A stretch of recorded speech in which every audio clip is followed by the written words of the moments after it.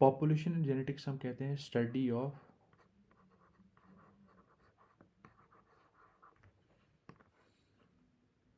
Frequency of jeans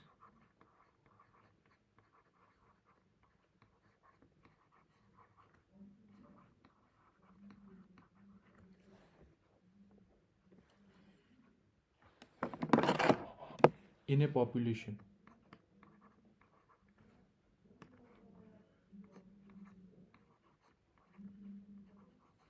ठीक है, मतलब कि मान लीजिए मेरे पास जो अब ये फ्रीक्वेंसी ऑफ जीन्स क्या हुआ, मान लीजिए मेरे पास ब्लड ग्रुप है, कोई ब्लड ग्रुप है, ठीक है, उसमें मेरे पास कोई उसमें ए जो है वो जीन है, उस ए की अब मान लीजिए उसकी फ्रीक्वेंसी मैंने कैलकुलेट कर दी 0.7, तो उसी को कहते हैं हम फ्रीक्वेंसी, एक नंबर होता है ये फ्रीक्वेंसी, ठीक है। तो पॉपुलेशन जेनेटिक्स हम किसे कहते हैं, स्टडी को, किसको, frequency of genes in a population को, ठीक है। अब देखिए, अब दूसरी चीज़ आती है हार्डी विनबर्ग प्रिंसिपल। क्या होता है हार्डी विनबर्ग प्रिंसिपल? होता है relative frequency of alleles,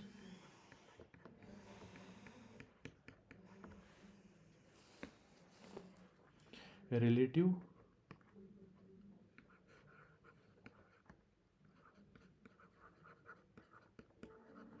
relative frequency of alleles. Alleles समझ आ गई होगी आपको। Remain constant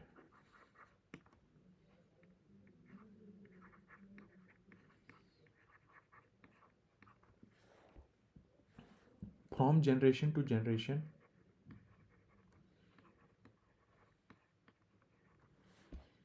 from generation to generation in a population,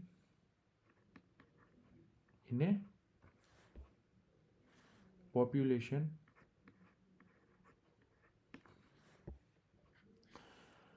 where organisms are sexually reproducing। देखिए आज अच्छी तरह हमारा कंसेप्ट क्लियर हो जाएगा इसका, क्या होता है हार्टी विनबर्ग प्रिंसिपल।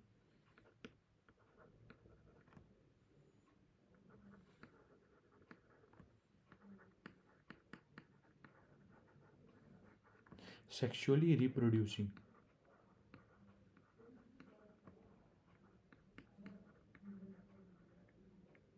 ठीक है।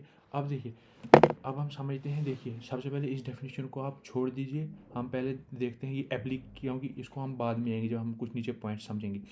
ये देखेंगे हम एप्लीकेबल कब कब होता है। ये तब एप्लीकेबल होता है जब हमारे पास, फर्स्ट पॉइंट याद रखना है, जब हमारे पास बिग पॉपुलेशन जो होगी वो बड़ी होगी। पहला पॉइंट हो गया क्लियर।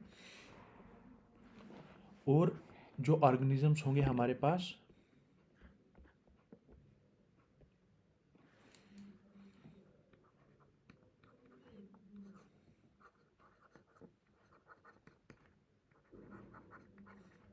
वो शो करेंगे रैंडम मेटिंग को।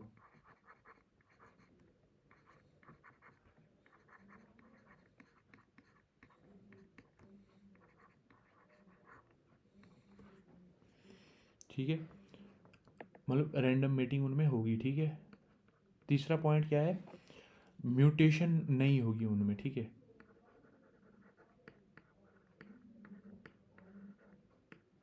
और अगर म्यूटेशन होगी भी तो वो बोथ डायरेक्शंस में होनी चाहिए,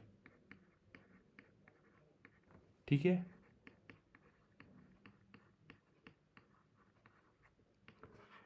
और जो फोर्थ पॉइंट है हमारे पास, हर जो ऑर्गेनिजम्स होंगे वो सारे सर्वाइव करने चाहिए।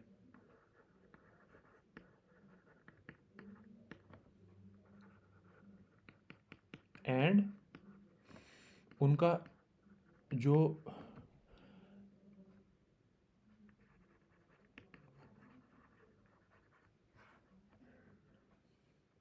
रिप्रोडक्टिव पोटेंशियल होगा वो भी सेम होना चाहिए सब ऑर्गेनिजम्स का। इन चार कंडीशंस पर जो होता है वो हार्डी विनबर्ग प्रिंसिपल हमारा एप्लीकेबल होता है। अब देखिए, अब मान लीजिए, अब हम समझते हैं हार्डी विनबर्ग प्रिंसिपल क्या कहता है। देखिए ये मैंने लिखा यहाँ पे, हार्डी में शॉर्ट में लिख रहा हूँ, विनबर्ग प्रिंसिपल, ठीक है। समझिए अब अच्छी तरह, देखिए होता ये है, मान लीजिए ये मेरे पास कोई ए क्या है, ये जीन है मेरे पास, ठीक है। ये जीन जो है ये हार्डी विनबर्ग प्रिंसिपल में पी को रिप्रेजेंट करता है, ठीक है। और ये मेरे पास क्या आ गया, ये अलील है, ठीक है। ये अलील मेरे पास, तो पी ये हार्डी विनबर्ग प्रिंसिपल में इसको हम पी स्क्वायर लिखते हैं। ये मेरे पास दूसरा ए जीन है, ठीक है। ये रिसेसिव जीन है, ये डोमिनेंट जीन है मेरे पास, ठीक है। इसको मैं कैसे लिखता हूँ, स्मॉल क्यू, ये रिसेसिव को मैं स्मॉल क्यू से लिखता हूँ। और इस अलील को मैं कैसे लिखूँगा, क्यू स्क्वायर, ठीक है। अब इसमें एक चीज़ आती है, देखिए, तो हार्डी विनबर्ग प्रिंसिपल हमें ये कहता है कि इन ए पॉपुलेशन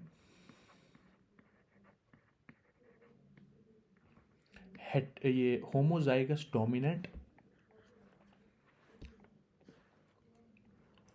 होमोजाइगस रिसेसिव और हेटेरोजाइगस कंडीशन में वो क्या करते हैं, ये सारे इन ए पॉपुलेशन में क्या करते हैं, ये मेक जीन पूल, ये हमारे पास जीन पूल बनाते हैं। अब हमें लॉ ये कहता है, ये देखिए, ये P square is P square plus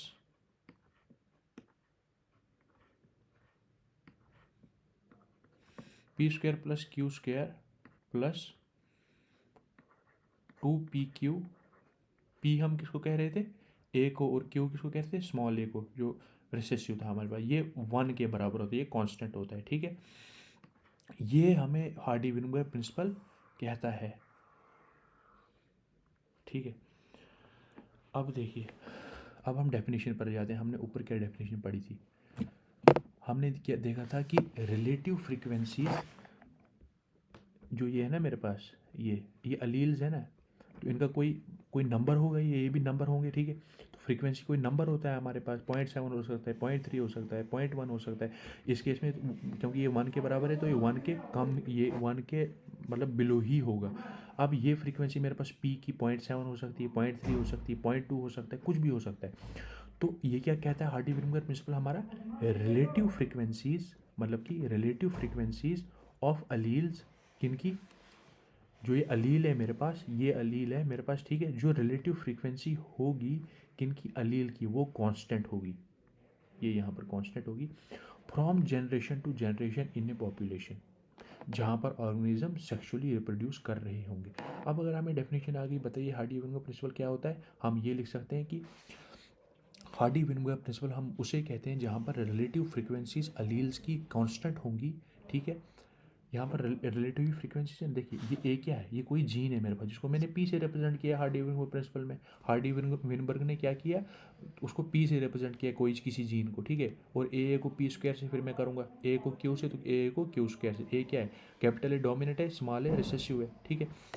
तो हार्डी विनबर्ग प्रिंसिपल हमें ये कहता है कि ये पॉपुलेशन में कैपिटल है, स्मॉल है, कैपिटल है, स्मॉल है, हेटेरोजाइगस, होमोजाइगस और होमोजाइगस डोमिनेट और होमोजाइगस रिसेसिव, वो एक जीन पूल बनाते हैं। अब हम देखिए, अब हम बढ़ते हैं आगे।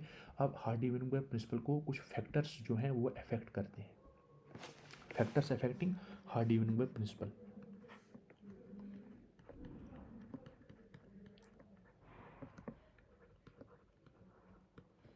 देखिए, सबसे पहला फैक्टर जो है वो है म्यूटेशन।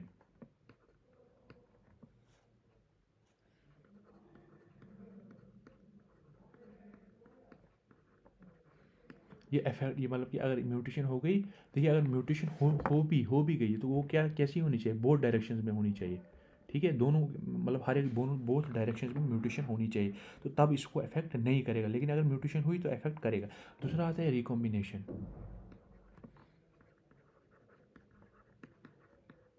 ये मियोसिस में होती है, जब हमारे गैमेट्स बन रहे होते हैं तब रिकॉम्बिनेशन होती है, तो वहाँ पर भी अफेक्ट करता है रिकॉम्बिनेशन। तीसरा आता है हमारे पास जीन माइग्रेशन।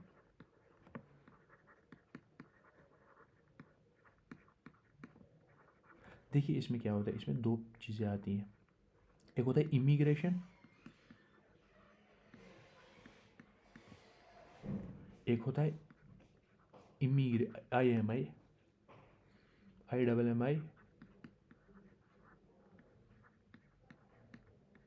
बात आ गई समझ। देखिए इमिग्रेशन पता क्या हुआ, इमिग्रेशन हुआ कि देखिए इमिग्रेशन हुआ आउट, ये आउट है ना यहाँ पर, ये देखिए इमिग्रेशन हुआ out, moving out of alleles, out of alleles from gene pool.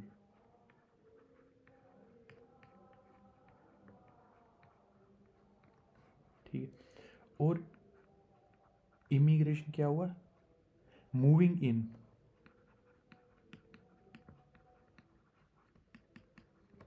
ठीक है। इमिग्रेशन और जीन माइग्रेशन में दो चीज़ें आती हैं, एक आता है इमिग्रेशन और इमाइग्रेशन, ठीक है। ये चीज़ समझ आएगी, ये भी इफेक्ट करता है किसको, हार्डी-विलियम के प्रिंसिपल को। चौथा पॉइंट हमारे पास आता है जेनेटिक ड्रिफ्ट का।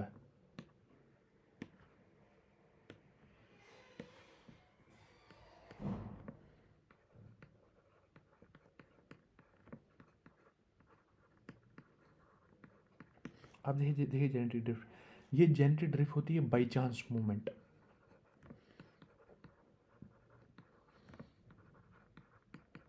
ठीक है। और देखिए ये बाई चांस किसी डिजीज़ आ सकता है उसमें कुछ, यहाँ एक्सीडेंटल हो सकता है ये, ठीक है। और इसमें ये एप्लीकेबल तब ही होती है जब हमारे पास पॉपुलेशन जो होगी वो स्मॉल होगी,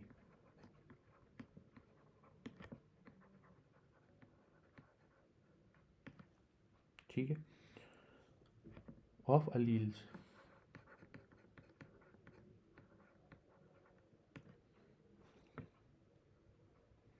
और जो जेनेटिक ड्रिफ्ट होती है हमारे पास, ये कब वर्क करती है, works on principle of founders effect.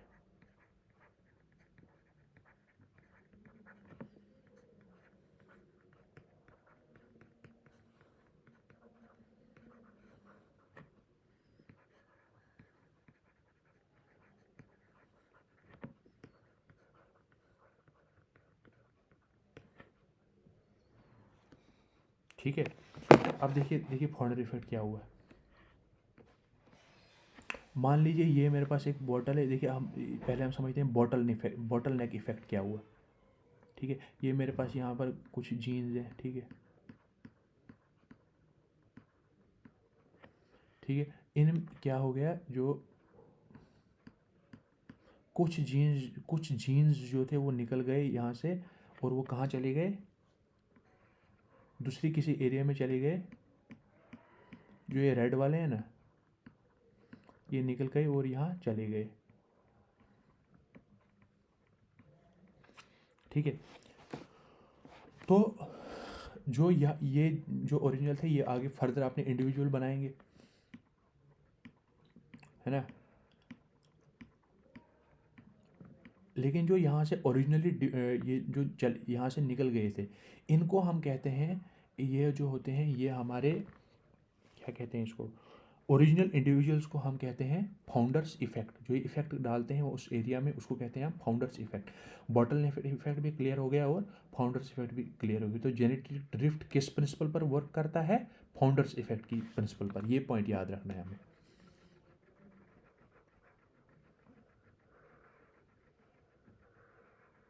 बात हमें समझ आ गई, ठीक है। अब देखिए, तो जो पांचवा जो फैक्टर होता है जिस पर हमारा हार्डी-विलियम का प्रिंसिपल ये करता है डिपेंड, वो करता है नेचुरल सिलेक्शन पे।